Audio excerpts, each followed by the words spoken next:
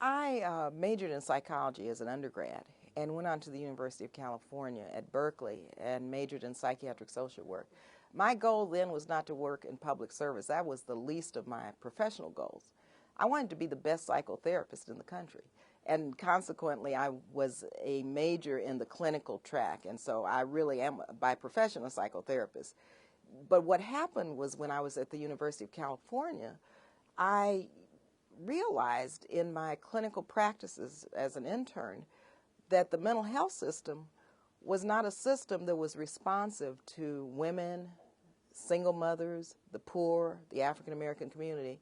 And I started my own community mental health system out of that experience. It was called Change Incorporated, Community Health Alliance for Neighborhood Growth and Education.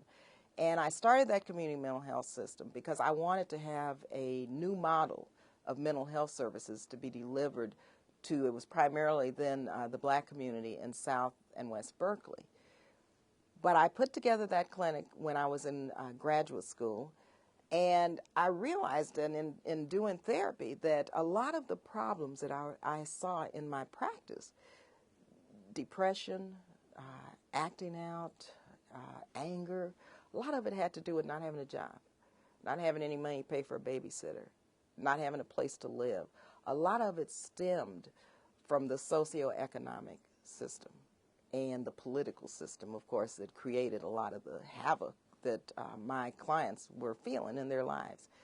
And when Ron offered me the position after working as an intern, I said, you know, I might think about this. And it took a while, and all of my friends said, Bart, how could you take time to even think whether you're going to work for Ron Delps in Washington, D.C.? Why didn't you just say yes? I said, well, I've started this community mental health center, and I don't want to abandon it.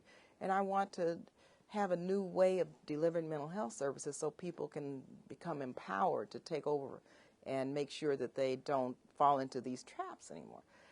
And I thought about it, though, and I said, no, you know, after a period of time, maybe I can make an impact into changing some of these laws and these policies that are creating the negative environment and the havoc that people have to live with in their lives.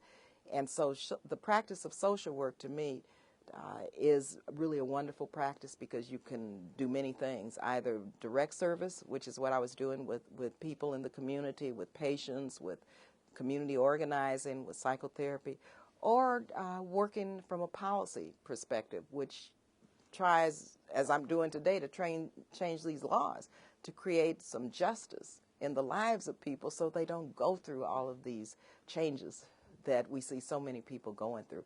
And so the social work code of ethics is a wonderful code of ethics to follow.